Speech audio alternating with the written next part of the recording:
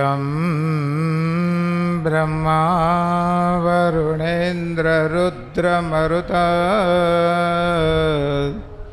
स्तुनवन्तदिव्यस्तवैर्वेदैशाङ्गपदः क्रमोपनिषदे गायन्ति यं श्यामगाः ध्यानावस्थिततद्गतेन मनसा पश्यन्ति यं योगिनो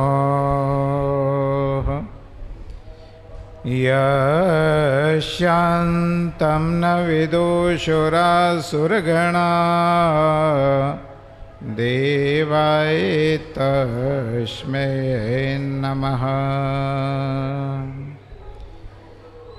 वंशी विभूषितकरान्नवनीरदाभात् पीताम्बरादयरुणबिम्बफलादरुष्टात् पूरणेन्दुसुन्दरमुखादरविन्दनेत्रात् कृष्णात् परं किमपि तत्त्वमहं न जाने। प्रह्लादनारदपराशरपुण्डरीक व्यासाम्बरीशशुकशोनकभीष्मदाल्भ्यान् रुक्माङ्गदार्जुनवसिष्ठविभीषणादीन् एतानहं परमभागवतं नमामि।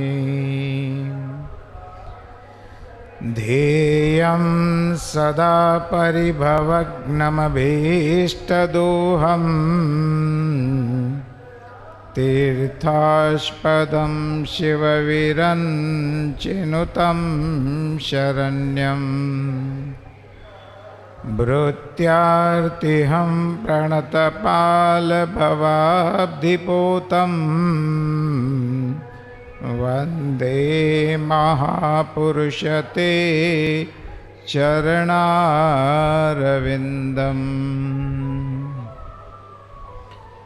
अखिलदुरितपुञ्जं ध्वंसनं देहभाजाम् भवजलनिधिपोतं पावनं पावनानां परमपुरुषधामं प्रापकं स्वश्रितानां श्रीरामचरणचरणौ शततं नमामि। मंगलं भगवान् विष्णु मंगलं गरुडध्वज मंगलं पुण्डरीकाक्षो मंगलायतनो हरिः। गुरुर्ब्रह्मा गुरुर्विष्णु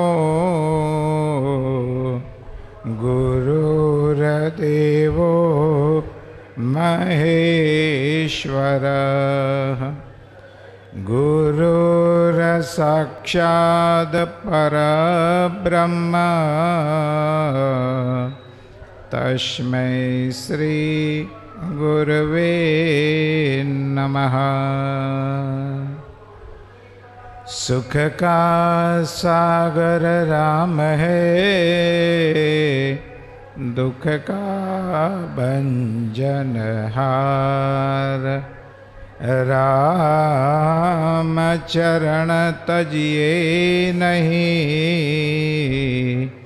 भजिए बारंबार।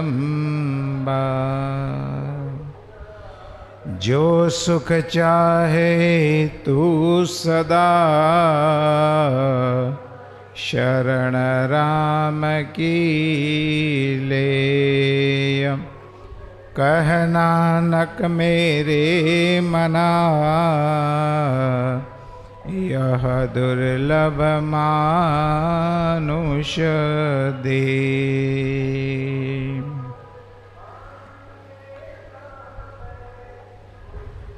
परम श्रद्धालु भक्त वृंद, भगवत अनुरागी धर्म प्रेमी भक्तजनों,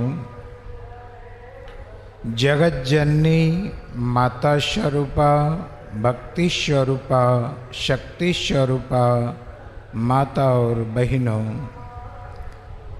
सर्वप्रथम श्री सद्गुरु महाराज जो ज्ञान के दाता, बुद्धि के प्रदाता, ऐसे श्री सद्गुरु महाराज के श्री चरण कमलों में शत कोटि कोटि प्रणाम। श्री भक्तवांछा कल्पतरु, अद्वितीय, सर्वज्ञ, सर्वशक्तिमान, सर्वलोक महेश्वर, परम योगेश्वर, अचिंत्यानंद गुणगण संपन्न, सृष्टि पालनहारी, विचित्र लीला विहारी, करुणा वर्णालय, अनंत कोटि ब्रह्मांड, अखिल भुवनाधिपति, सर्वेश्वर, परमेश्वर, जगदीश्वर,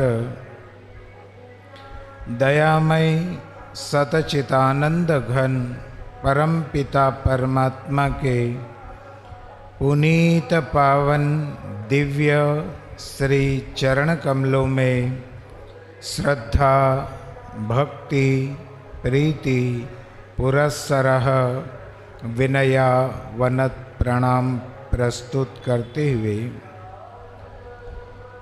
वीतरागी नामलिहारी आप्तकाम जीवन मुक्त स्वामी जी श्री रामचरण जी महाराज के पुनीत पाद चरण कमलों में नमन करते हुए,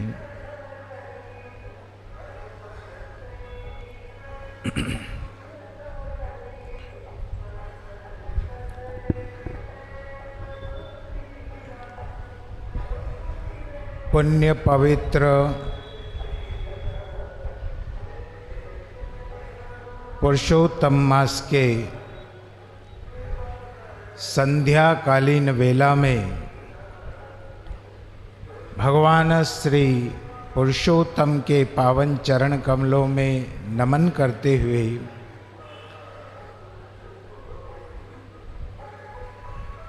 पवित्र पुरुषोत्तम मास का पावन प्रसंग चल रहा है।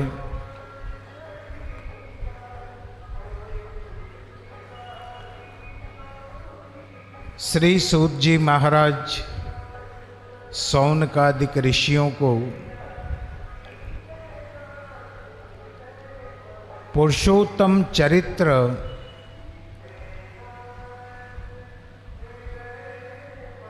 जहाँ ऋषियों ने पूछा था कि ये क्या है,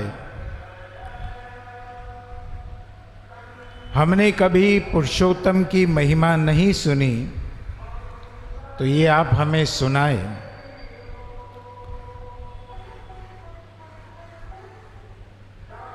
सूत जी महाराज ने कहा था कि एक भक्ति का एक पवित्र महीना जिसे मानते हैं, भक्ति से ओतप्रोत है,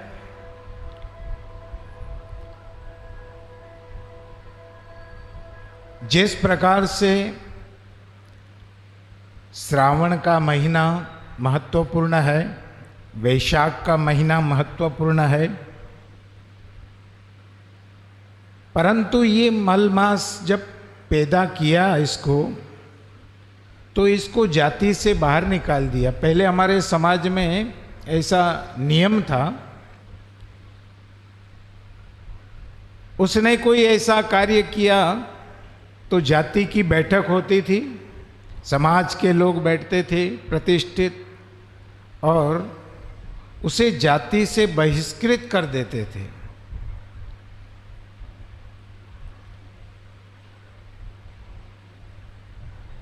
जाति से बहिष्कृत कर देना उस समय मृत्यु के समान ही दंड माना जाता था। आज भी कई जगह पर छोटे गांव जो होते हैं उनमें आज भी ये नियम चलता है। जाति से बहिष्कृत कर देने पर वो बहुत बड़ा अपमान है। उनके साथ कोई सगे संबंध नहीं होता है, गांव के लोग बात नहीं करते हैं, ये बड़ा अपमानजनक माना जाता था। अभी तो अगर जाति से बाहर करें ना तो सलाबतपुरा पुलिस स्टेशन में रिपोर्ट लिखा दे, बोले मेरे को जाति से बाहर कर रहे हैं, समाज से बाहर कर रहे हैं।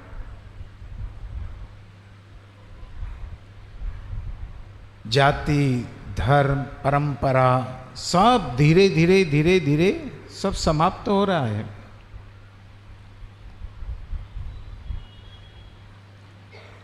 लोग कहते हैं कि बहुत धार्मिक माहौल है, बहुत लोग जुड़ रहे हैं, ये हो रहा है, परंतु केवल धार्मिकता होना ही नहीं, हमारी संस्कृति, हमारा धर्म, उसका भी, हमारे समाज, हमारे परिवार, हमारे राष्ट्र, इन सब का भी हमें गौरव होना चाहिए, उसकी भी परंपराओं को हमें ध्यान रखना चाहिए।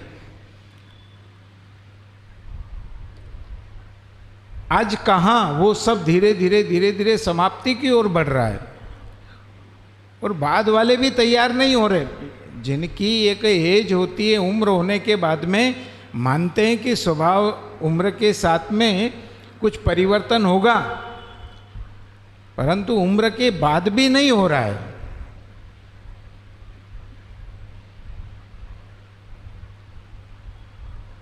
जब हम छोटे थे तब यहाँ कथा होती थी ना मंदिर में, तो 3 टाइम कथा होती थी।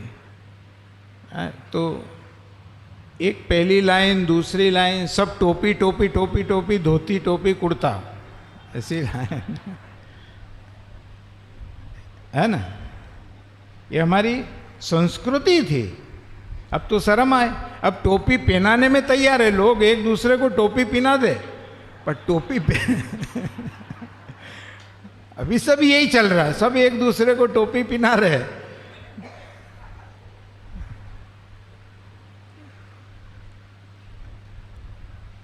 हमने अपने उन संस्कारों को छोड़ दिया।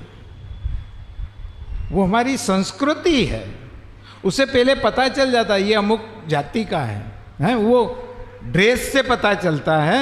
जैसे पुलिस वाले वर्दी पहन के आए तो अपने को लगता है कि ये पुलिस वाला है, फौजी आएगा तो फौजी का। तो सबकी अलग अलग ड्रेस है। ऐसे हमारे सामाजिक तौर पर भी वो ड्रेसें बनाई गई थी,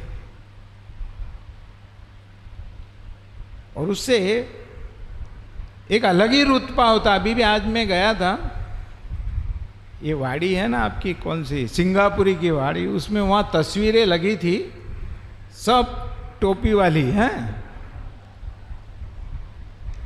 इतनी अच्छी लग रही थी वो।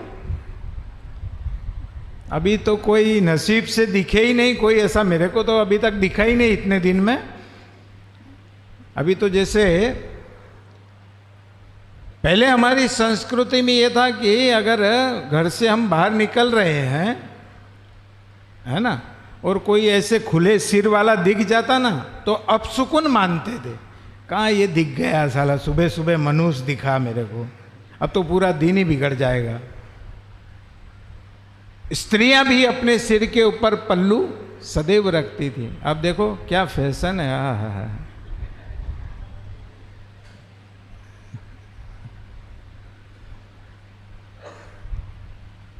ये हम भूल रहे हैं ना, धीरे धीरे धीरे धीरे धीरे समाप्त हो।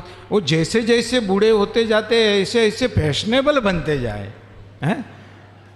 चलो बच्चे हैं पहनते हैं तो कोई चलो ठीक है, परंतु जैसे जैसे उम्र बढ़ती है ना ऐसे ऐसे आदमी अपने आप को समझता अभी मैं बुढ़ा नहीं हूँ। अरे भाई तू नहीं है, तेरे में बहुत एनर्जी है। कहीं वस्त्र पहनने से कोई बुढ़ा थोड़े हो जाएगा तू, पर कम से कम अपनी संस्कृति का तो ज्ञान करो कि हम कौन सी संस्कृति के हैं। कोई बुढ़ा यहाँ बैठा हो तो भाई ऐसा नाराज मत होना, कोई भी आराम से इजीली जियो, आपकी जैसी इच्छा हो ऐसा। परंतु हम अपने, अब हम कहते कि हमारे बच्चे हमारी बात नहीं मानते, हमारे संस्कार नहीं। यार तुम्हारे अंदर कौन से संस्कार आए बताओ, आए क्या? इतने वर्ष की उम्र के बाद में तुम्हें परिवर्तन तुम्हारे अंदर आना चाहिए स्वतः। जब हम परिवर्तन लाएंगे तो अपने आप परिवार में भी आएगा, घर में भी आएगा। तो हम अपनी संस्कृति को धीरे धीरे धीरे समाप्त करते जा रहे हैं, समाप्त होती जा रही है सभी जगह। राजस्थान में, मध्य प्रदेश में पहले पगड़ी, साफा, टोपी, अभी केवल महाराष्ट्र में अभी अभी आपको दिखाई देगा सब जगह। महाराष्ट्रीयन लोग अभी भी अपनी मर्यादाओं में रहते हैं, अपनी संस्कृति में रहते हैं। वो लगते भी अच्छे हैं, भले ही आप किसी को भी देखना पहन कर आता तो बहुत अच्छा लगता है।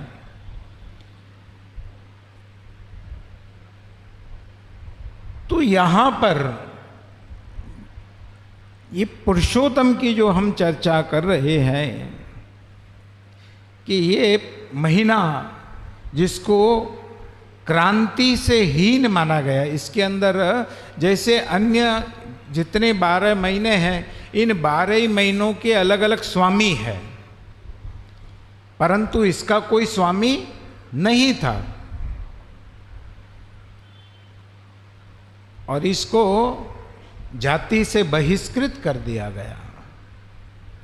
अब जाति से बहिष्कृत करना यानी कि मृत्यु को निमंत्रण देना। तो इस मलमास ने सोचा कि इन सब महीनों ने मेरा बहिष्कार किया है, मुझे दूर किया है। तेरा तो नाम ही अच्छा नहीं है। क्या नाम था इसका पहले? मलमास। बोले तेरा तो नाम ही गंदा है, निकल यहाँ से, हमारे पास नहीं रहना। तेरे अंदर कोई शुभ कार्य नहीं होते हैं, कोई तेरे अंदर क्रांति नहीं है, तेरा गुरु बलवान नहीं है, तेरा ये नहीं है, तू क्रांति से हीन है।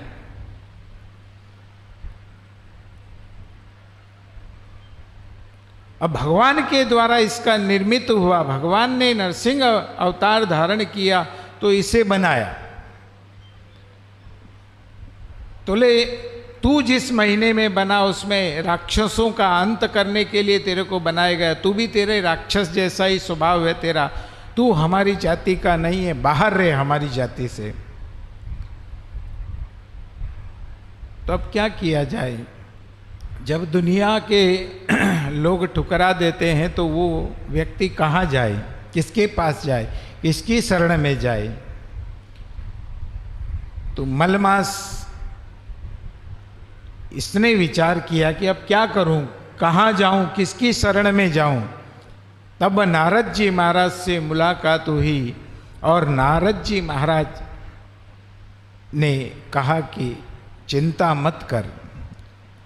एक प्रथम गुरु जहां नारद जी मिले, नारद जी महाराज गुरु है, क्योंकि जो हमें अच्छा रास्ता दिखाए, सही मार्ग दिखाए, वो हमारे लिए गुरु है।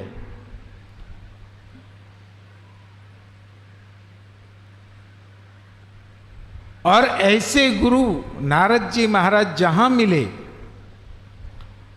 नारद जी महाराज के जिसने भी उनको गुरु बना लिया ना, वो इतिहास के अंदर उनके नाम, जिसने भी नारद जी को गुरु बनाया है, ध्रुव ने नारद जी को गुरु बनाया, भगवान को आना पड़ा।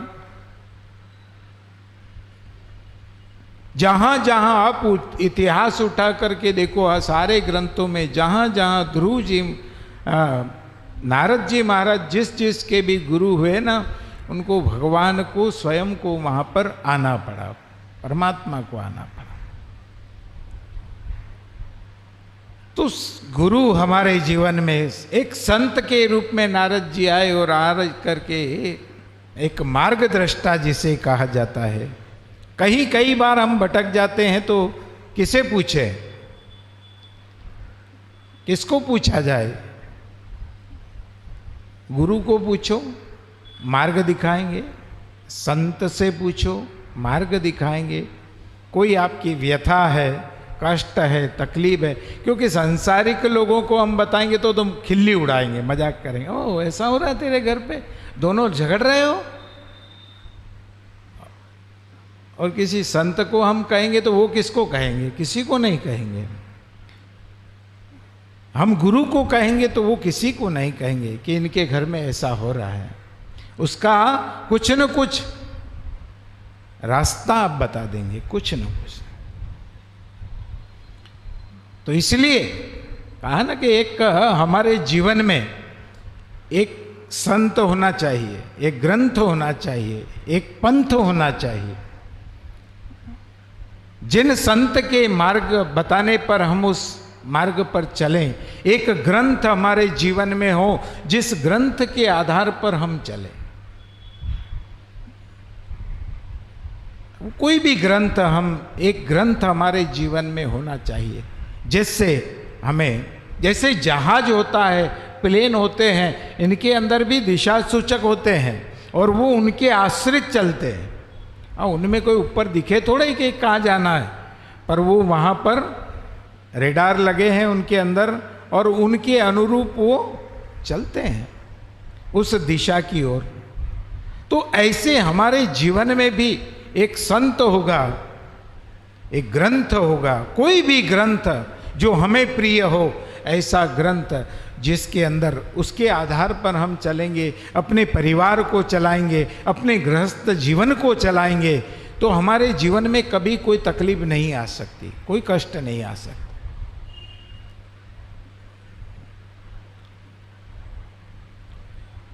और जहां हम दिशाओं से भटक जाएंगे, हम एक ही ट्रैक पर नहीं चलेंगे और दूसरे ट्रैक पर चले जाएंगे, कभी इसको मान लिया, कभी उसको मान लिया, कभी इसको मान लिया, कभी इसको।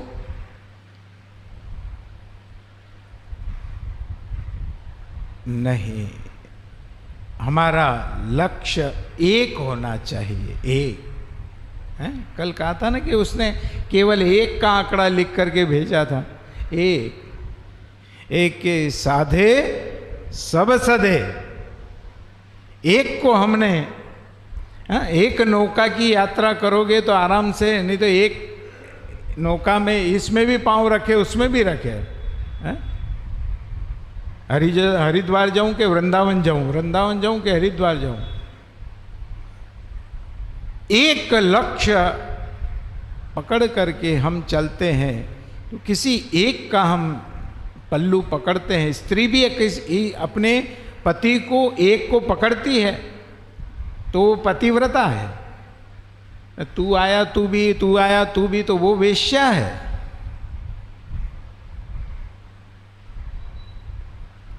इसलिए एक हमारा धर्म कहता, तो एक ग्रंथ, कोई भी एक ग्रंथ जो हमारे जीवन को बदल सकता है, एक संत हमारे जीवन को बदल सकते हैं, हमें सही राह दिखा सकते हैं, मार्ग दिखा सकते हैं। पर हमें, जहां नारद जी महाराज इस मल मास को लेकर के भगवान की शरण में चले गए, भगवान के पास गए कि जा, अब देख तू भगवान की शरण में आ गया है, फिर भी रो रहा है, फिर भी रो रहा है, माथा कूट रहा है। अरे ये वो स्थान है, वो जगह है जहां आने के बाद में कोई सुख दुख कभी जीवन में सता ही नहीं सकता है। ऐसे स्थान पर ला करके खड़ा करने के बाद भी रो रहा है। भगवान से कहता है, अरे महाराज मेरी तो जीने की इच्छा ही नहीं है, आपने मुझे पैदा तो कर दिया परंतु मेरे को समाज ने बाहर कर दिया, जाति से बाहर कर दिया, कोई मुझे मानता ही नहीं है, न कोई ऋतु मानती है, न ये औषधियाँ मानती है, न कोई मुझे ये महीने मानते हैं, कोई नहीं मानता है, न कोई सन मानता है, सम्मत मानता है, कोई नहीं मानता है मुझे। तो भगवान ने कहा बस तू मेरी शरण आ गया, मेरी शरण में आने के बाद तो तुझे चिंता करना ही नहीं चाहिए। तू शरण में आ गया फिर भी रो रहा है, फिर भी रो रहा है। अरे चिंता मत कर, शरणागत भगवान की शरण चले गए, गुरु की शरण गए, फिर चिंता क्या बात की, किस बात की। नारद जी भी कहने लगे कि क्या कर रहा है तू, यहां भी रो रहा है। ये वो धाम है जहां न सूर्य का प्रकाश होता है, न चंद्रमा का प्रकाश होता है, यहाँ स्वयं बड़े बड़े योगी जन, उन योगी जनों का ही प्रकाश है यहाँ। ये वो दिव्य धाम है जहाँ तू आया है और यहाँ आकर के भी रो रहा है। यहाँ आने के बाद तो कम से कम प्रसन्न रहे, आनंद में रहे, खुश रहे। परंतु क्या करो, स्वभाव जो होता है ना हमारा, बड़ा इसको बदलना बड़ा मुश्किल है। कथा कितनी सुनेंगे, अपने कोई स्वभाव नहीं बदल पाएंगे अपन, है? इसको चाहे कितने ही वर्ष से देख लो वैसा ही है, क्योंकि अपने को ऐसे पड़ गया, स्वभाव ऐसा पड़ गया। उसे बदल सकते हैं क्या?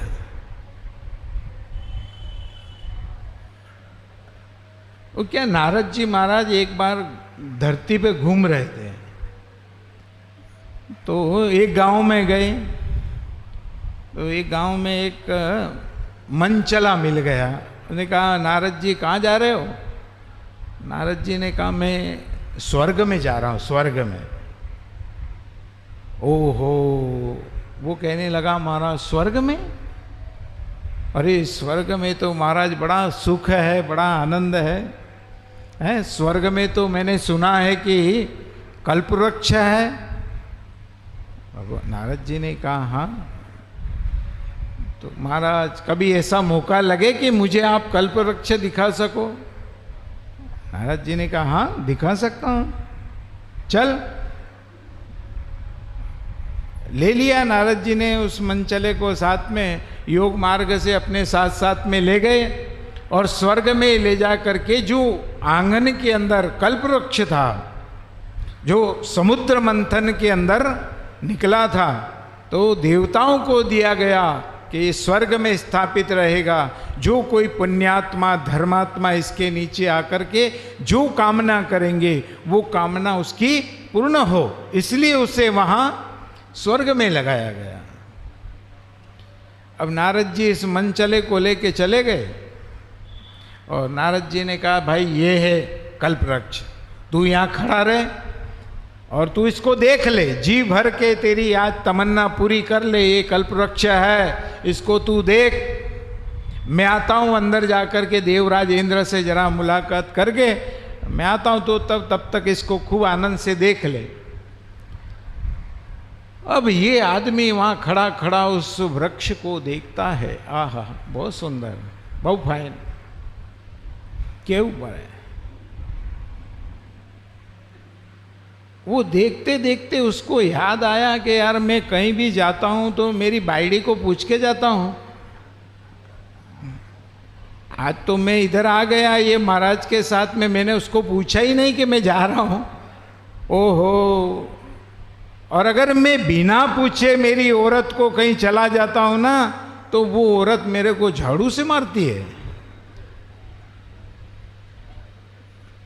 अब ये वहां बैठ करके उसने जैसे सोचा, वो सोचते से ही क्या हुआ, वो तो कल्पना करने की देर है, कल्पवृक्ष है। तुरंत वो कल्पवृक्ष के वहीं औरत आ गई और औरत झाड़ू लेकर के सटासट उस आदमी को झाड़ू लगा रही। वो ये जोर जोर से चिल्लाया, अरे बचाओ बचाओ बचाओ बचाओ। वो नारद जी दौड़े दौड़े दौड़े दौड़े बाहर आए और ये नारद जी के पास गया। नारद जी ने कहा, अरे क्या है, ये कौन है औरत? बोले ये मेरी औरत है। बोले ये यहाँ कैसे आई? तूने कोई ना कोई गड़बड़ की होगी।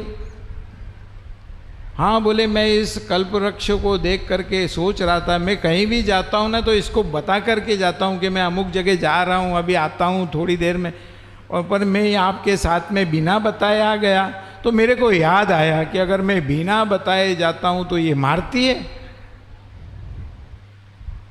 अरे नारद जी ने कहा, मूर्ख, यहाँ आया, यहाँ आने के बाद में तेरे को यही बात याद आई है? यहाँ आने के बाद तेरे को और कोई बात ही याद नहीं है? यहाँ आने के बाद में तू अपने जीवन के लिए कुछ मांग लेता कि मुझे कोई अच्छा सा मकान मिल जाए, धन दौलत मिल जाए, भगवत प्राप्ति हो जाए, है? या भगवान की भक्ति करता रहूं, ऐसी कोई बात न मांग करके तेरे को यही याद आया? तो जो जिसमें रात दिन रहता है ना, उसे वही स्मरण रहता, वही याद आए, वही याद आए। तो यहां भगवान की शरण में आने के बाद भी वही रो रहा है। अरे भगवान के पास आ गया है तो फिर क्या रोना है? सब कुछ उसके हवाले कर दो, परमात्मा के भरोसे कर दो, उसके सुप्रत कर दो कि प्रभु हम आपकी शरण में हैं। जहां हम परमात्मा की शरण में चले जाएंगे तो बस सारी जवाबदारी किसकी? भगवान की है, परमात्मा की है। आदमी कर्ता जब बनता है ना, तो कर्ता नहीं बनना है, पर आदमी क्या करता? कर्ता बनता है।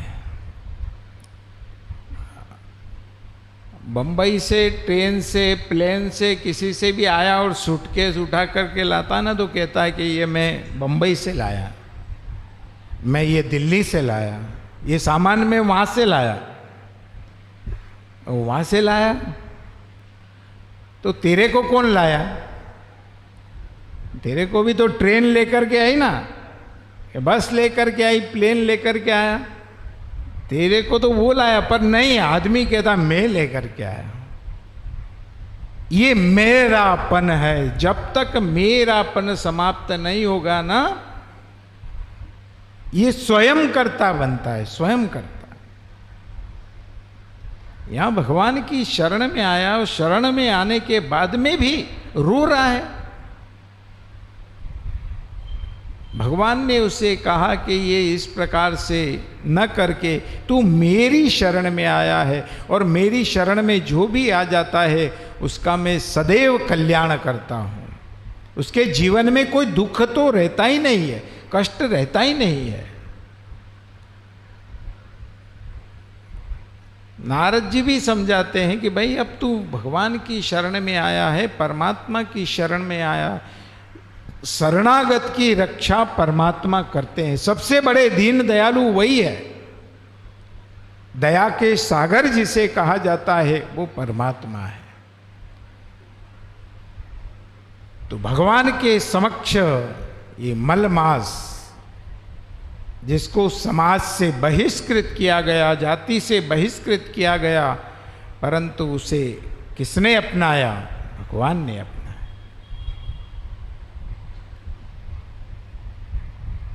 और जहां उसके नाम को हमने स्मरण कर लिया, बस सबसे बड़ी शक्ति है परमात्मा के नाम में, भगवान के नाम में। गोस्वामी जी, तुलसीदास जी का आता है कि गोस्वामी जी घाट पर, चित्रकूट घाट पर निवास कर रहे थे, रह रहे थे, और वहां पर एक ब्राह्मण, वो ब्राह्मण स्नान करके जा रहा था, तो एक गली के अंदर गाय खड़ी थी, गाय। तो ब्राह्मण देवता, वो गाय ऐसे टेढ़ी खड़ी थी, जगह नहीं थी, तो ब्राह्मण देवता थोड़े से पीछे से सोचा कि थोड़ा सा मैं ऐसे साइड से होकर के निकल जाऊं। तो वो गाय के पिछले हिस्से की तरफ जब निकले तो थोड़ा सा गाय को टक्कर लगा, थोड़ा सा। जैसे ही टक्कर लगी गाय की और वो गाय नीचे गिरी और गिरते से ही मर गई।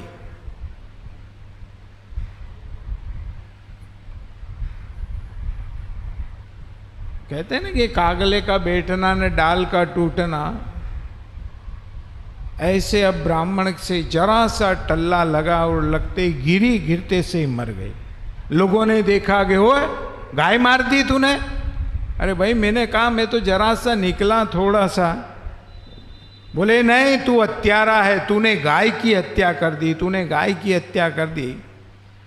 वह साहब समाज के लोग एकत्रित हुए और कहा कि तूने गाय की हत्या करी है। भाई मैं उसने कहा मैंने तो कोई जानबूझ करके तो किया नहीं, मैं निकल रहा था, थोड़ा सा उसको लगा और लगते से ही वो गिर गई।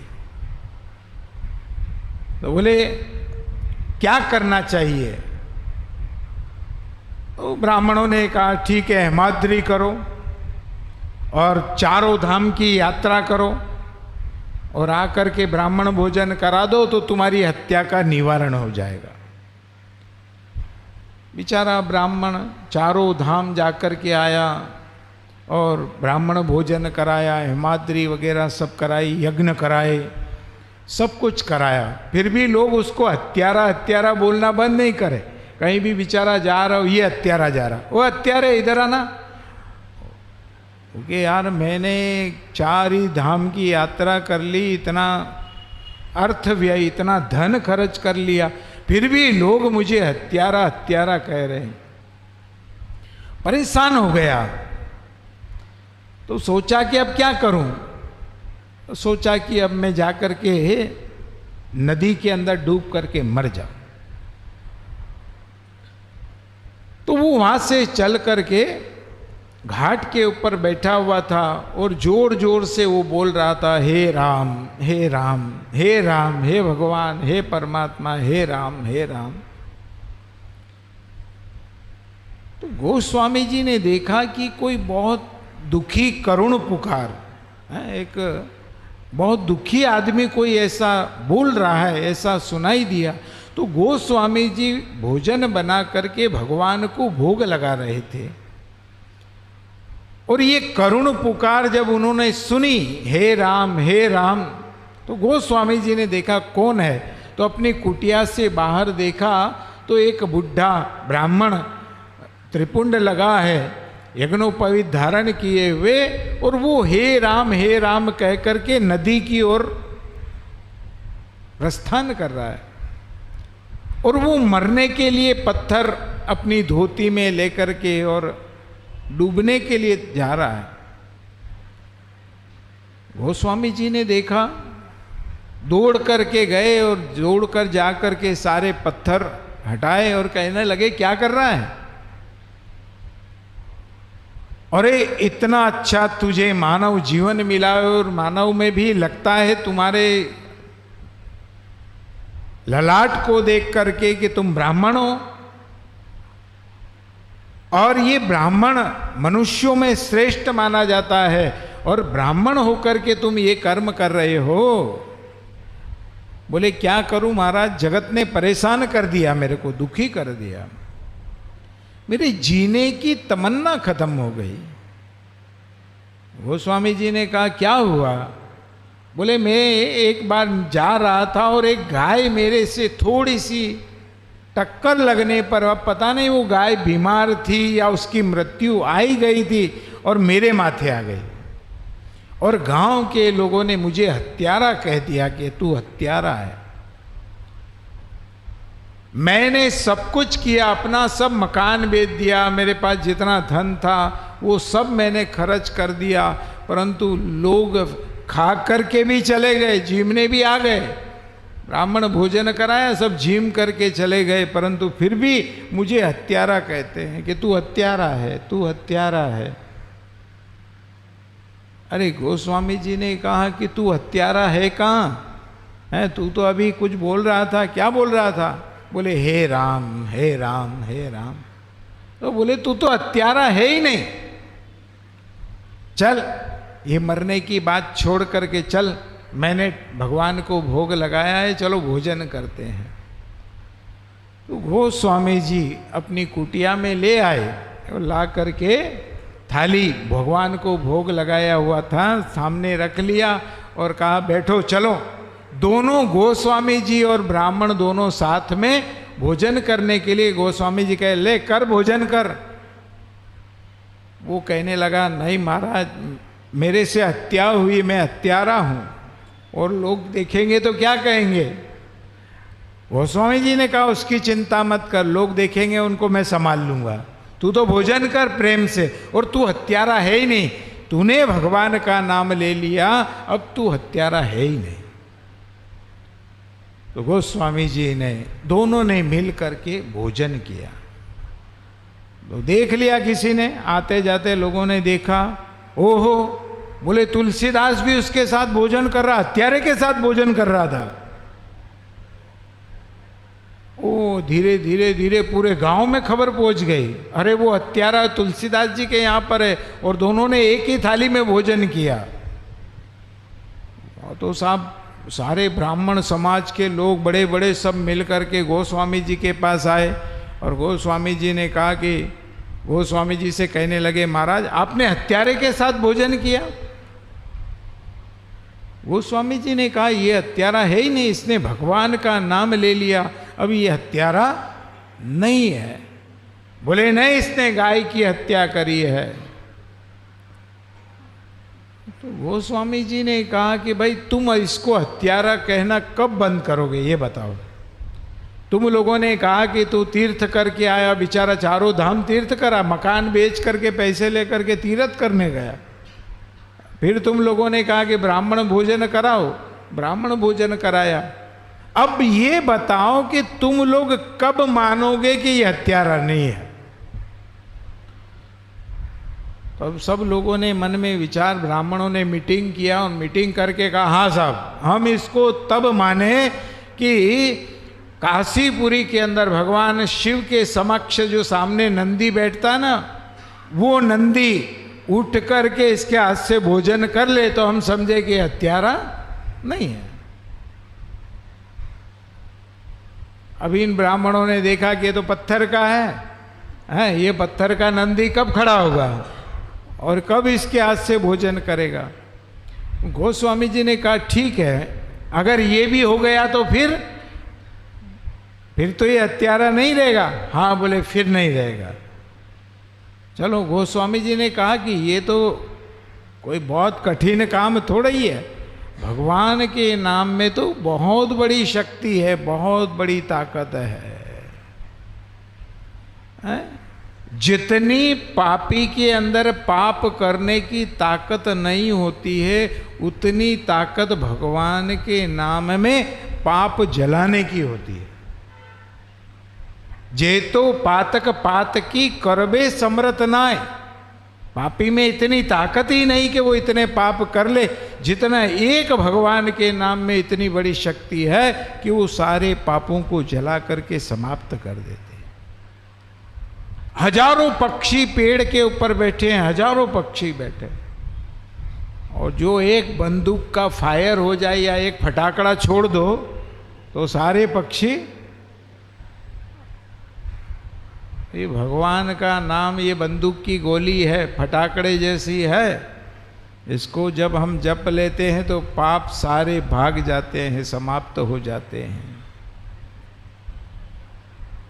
ये भगवान का नाम है, परमात्मा का नाम है। गोस्वामी जी ने कहा ठीक है, तुम लोगों की यही इच्छा है तो ये कोई असंभव कार्य नहीं है, संभव है, तो ठीक है कल करते हैं। गोस्वामी जी ने अपने हाथों से आपने भोजन बनाया है, खीर बनाई, पूड़ी बनाई है, हाँ दूध पाक, खीर नहीं दूध पाक बनाया। नहीं आज नहीं था, आज तो लाडू थे, आज दूध पाक नहीं था। न मेथी के बज्जे है ना, क्या भजिया। हाँ वो एक भगत बोल रहा था ये तुम्हारे पीछे मेथी की भाजी लगाई क्या, जो वो बोले हमारे मेरे को चाहिए तो ले जाना भाई, ताज़ा भजिया करना हो तो, मेथी नहीं भाजी।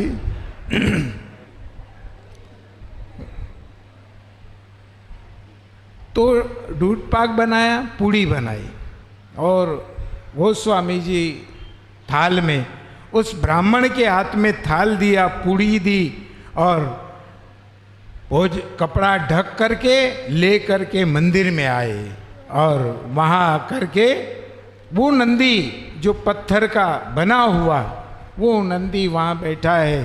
गोस्वामी जी महाराज ने कहा कि जड़ को चैतन्य और चैतन्य को जड़ बनाने की शक्ति अगर परमात्मा के नाम में है, भगवान के नाम में है, तो ए नंदी खड़ा हो जा और इसके हाथ से भोजन कर। भगवान के नाम में वो दिव्य शक्ति, उसे देख करके जैसे गोस्वामी जी ने कहा कि अगर राम नाम में इतनी शक्ति है तो खड़ा हो, वर्षों से बैठा हुआ वो पत्थर का नंदीश्वर खड़ा हो गया और कान फड़फड़ाने लगा, और उस गोस्वामी जी ने उस हत्यारे से कहा भोजन करा। उसने दूध पाक न पूरी उसके समक्ष नंदीश्वर को दिया। वो नंदीश्वर उस पूड़ी और दूध पाक को खाने लगा।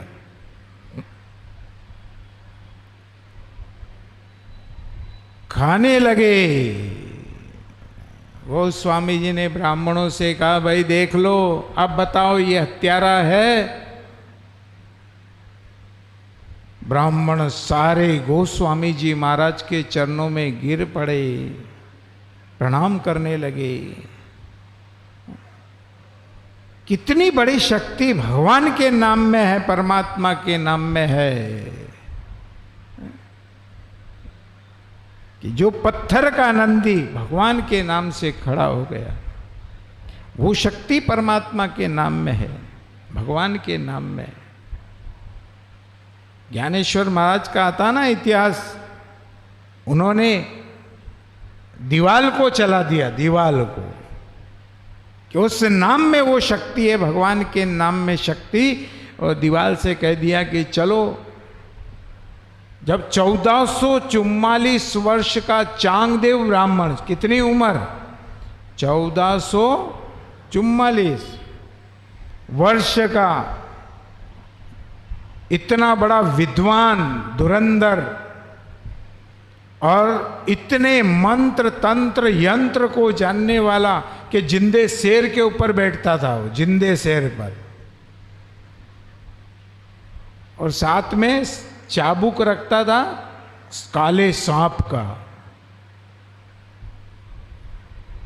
कितनी बड़ी ताकत, कितनी बड़ी शक्ति!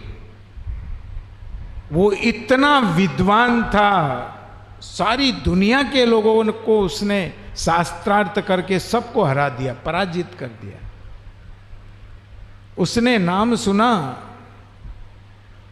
चांगदेव ने कि ये ज्ञानेश्वर से मुलाकात करना पड़ेगा। ज्ञानेश्वर जो 21 वर्ष की आयु वाले, 21 वर्ष,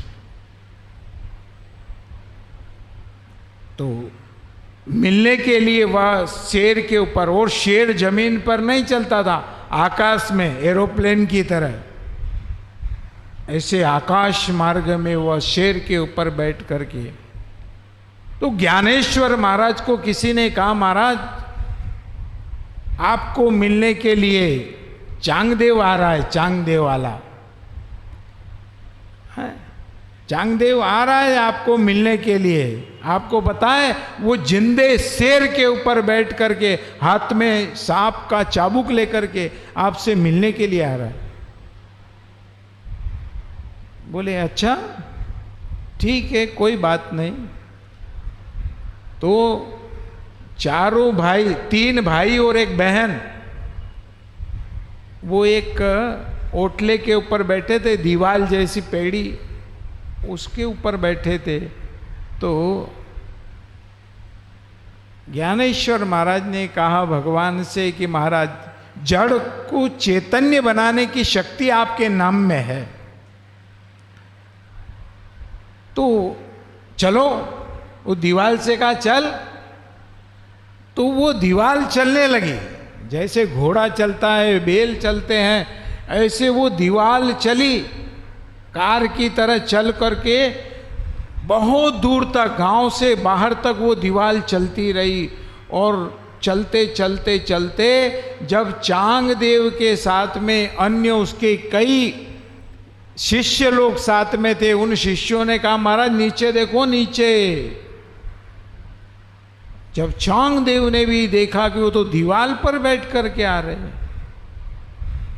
वो आया, हाथ से चाबुक छूट गया, शेर को उसने उतार दिया और उनके चरणों में आकर के गिर पड़ा। जो शास्त्रार्थ करने के लिए आया था वो चरणों में गिर पड़ा। उसने कहा जिसकी आयु 1444 वर्ष की, वो चांगदेव कहने लगा महाराज मैंने तो चैतन्य को चैतन्य के वश में किया है। ये तो शेर है, ये चैतन्य है, ये सांप चैतन्य है, मैं चैतन्य हूं। चैतन्य ने चैतन्य को वश में किया, परंतु आप तो महाराज जड़ को भी आपने अपने वश में कर लिया। ये तो जड़ है, दीवाल जड़ है, परंतु महाराज ये आपके पास ये सिद्धि कैसे है? तो चांगदेव को ज्ञानेश्वर महाराज ने कहा कि ये जो तू बड़े बड़े पोटले, उसके पास में बड़े बड़े धर्म ग्रंथ, वेद पुराण, इनके ढेरों से ग्रंथ, साथ में वो 14 उनके शिष्य सब पोटले पोथियां ले ले करके चलते थे शास्त्रार्थ के लिए। उन्होंने कहा हम बता तो देंगे कि ये हमने जड़ को चैतन्य कैसे बनाया, पर इसको जानना है अगर तेरे को तो पहले ये सारे बंडल पानी में फेंक दे। तो चंद्रभागा नदी, उस चंद्रभागा नदी के अंदर ये सारे ग्रंथ उसने फिकवाए और कहा कि अब देख मेरे भगवान के नाम की शक्ति तुझे बताते हैं। परमात्मा के नाम की कितनी बड़ी शक्ति है, जो जड़ को चैतन्य बना देता है। वो नाम में शक्ति है, भगवान के नाम में, वो परमात्मा के नाम की दिव्य शक्ति है। तो दुनिया को जिसने आश्चर्य में डाल रखा था, वो चांगदेव भी आज ज्ञानेश्वर महाराज के चरणों में बैठ गया, मान गया कि वास्तविक में भगवान के नाम में इतनी बड़ी शक्ति है। गोस्वामी जी ने दिखा दिया कि देख अब तो ये हत्यारा नहीं है, अब तो हत्या से मुक्त है। जो शक्ति भगवान के नाम में, परमात्मा के नाम में है, पर ऐसी निष्ठा होना चाहिए। भगवान के नाम में हमें, अब हम उस निष्ठा के साथ में भगवान का स्मरण करते हैं, चिंतन करते हैं, फिर कोई चिंता की आवश्यकता नहीं होती है। यहाँ भगवान की शरण में मलमास आया है, चरणों में पड़ा है, फिर भी दुखी है, रो रहा है। नारद जी कहते हैं अरे इस दरबार में आने के बाद तो रोने की जरूरत ही नहीं है, भगवान के समक्ष आ गए, सामने आ गए, अब क्या रोना है। पर मानव अपने स्वभाव के कारण से वो रोता ही रहता है, रोता ही रहता है। क्या करें, बहुत मंदी चल रहा है, अभी धंधा अच्छा नहीं चल रहा है, बहुत महंगाई वाड़ा हो गया। क्यों? टमाटर 130 हो गए, बहुत महंगा। कोथमीर बहुत महंगा है न, वो 600 रुपये किलो हो तो भी चले। कैसा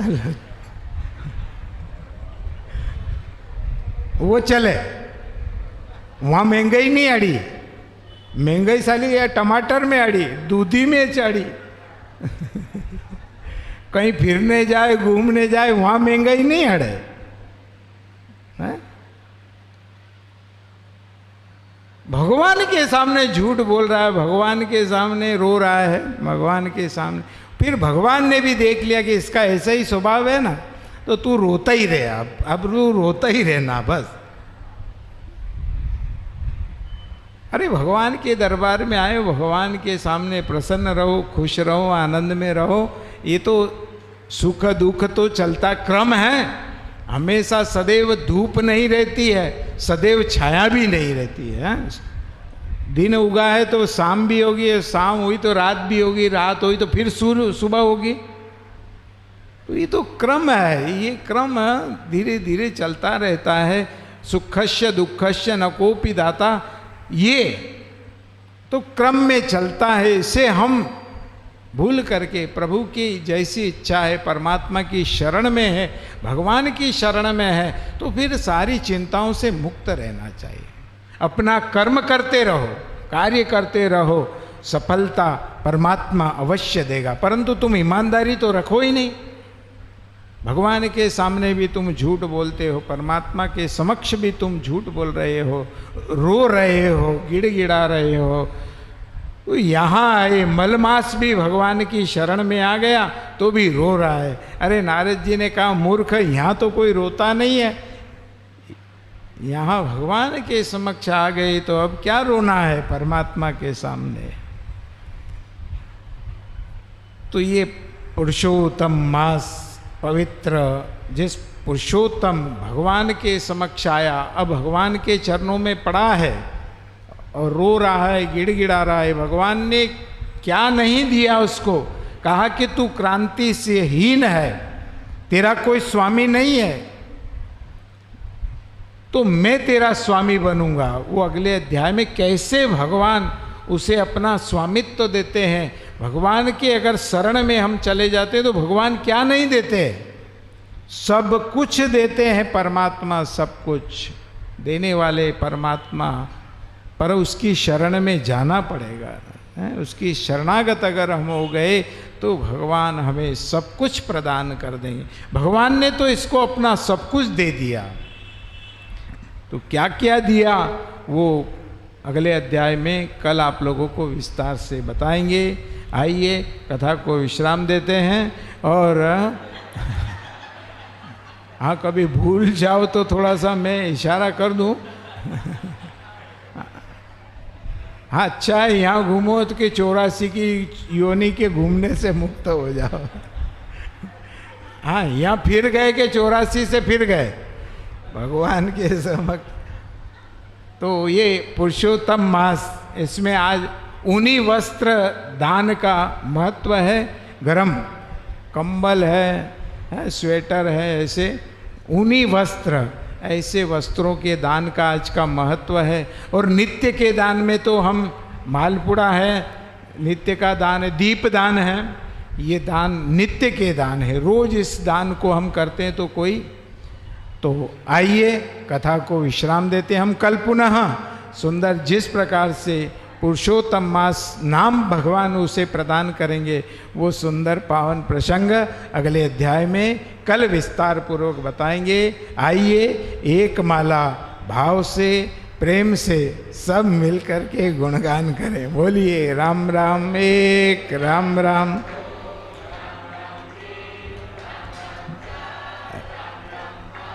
राम राम 6, राम राम 7, राम राम, राम राम 10, राम राम 11, राम राम 12, राम राम 13, राम राम,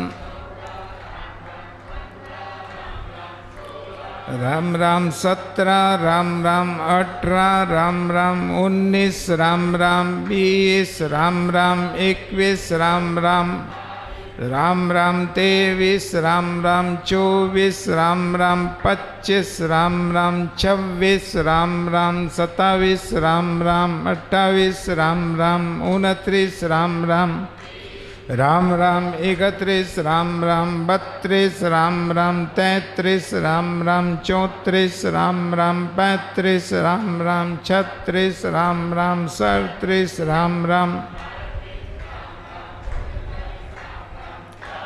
राम राम 41, राम राम 42, राम राम 43, राम राम 44, राम राम 45, राम राम 46, राम राम 47, राम राम 48, राम राम,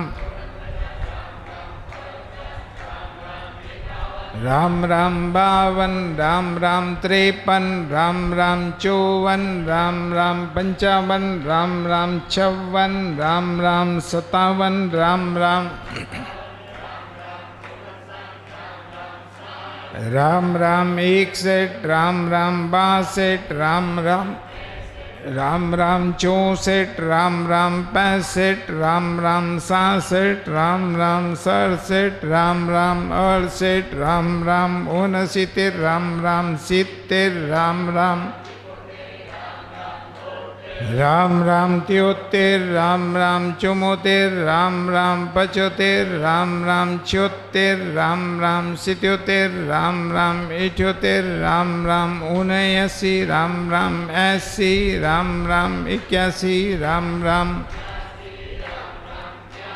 राम राम 84, राम राम 85, राम राम 86, राम राम 87, राम राम 88, राम राम 89, राम राम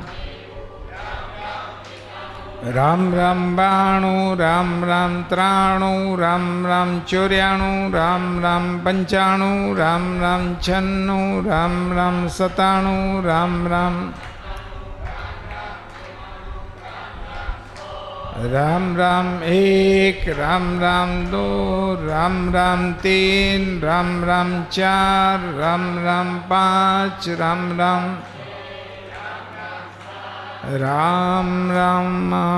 सर्वे भवन्तु सुखिनः, सर्वे सन्तु निरामयाः, सर्वे भद्राणि पश्यन्तु, मा कश्चित् दुःखभाग् भवेत्। ॐ